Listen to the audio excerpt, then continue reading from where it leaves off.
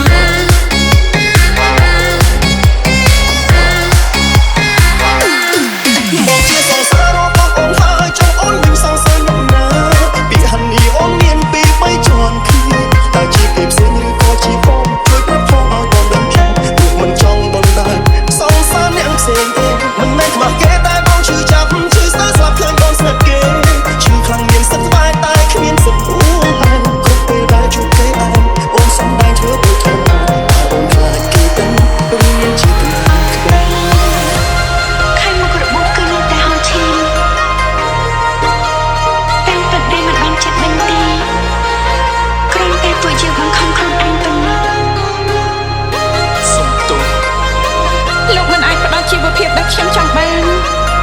ក៏មិនអាចផ្ដល់ស្នេហាដែលខ្ញុំប្រាថ្នាដែរហេតុអីខ្ញុំជ្រើសរើសនៅជាមួយលោកសូមលោកគោរពការជ្រើសរើសរបស់ខ្ញុំបងជាសងសាររបស់អូនហើយចង់អូនមិនសងសារអ្នកណាពីហានីអូនមានពីរបីជាន់គ្នាតើជាពីផ្សេងឬក៏ជាបងជួយប្រាប់ផងឲ្យបងដឹងខ្ញុំព្រោះមិនចង់បងដែរសងសារអ្នកផ្សេងទេមិនមែនខ្មាស់គេតែបងឈឺចាប់ឈឺស្ទើរស្លាប់ឃើញបងស្និទ្ធគេ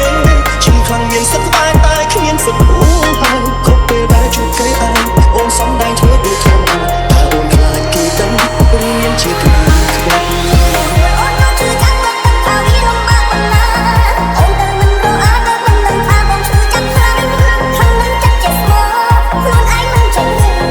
រហូតធ្វើស្នេហ៍ខ្លាំងដល់ខ្លួនមិនបានអូនបងពីថ្លៃបាយអូនទៅបងមិនអាចតាមជាមួយអ្នកផ្សេងអូនចិត្តនៅសំដែងថានឹងស្នេហ៍អូនរហូតស្អីបាន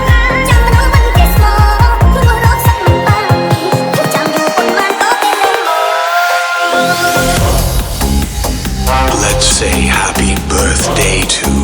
Moti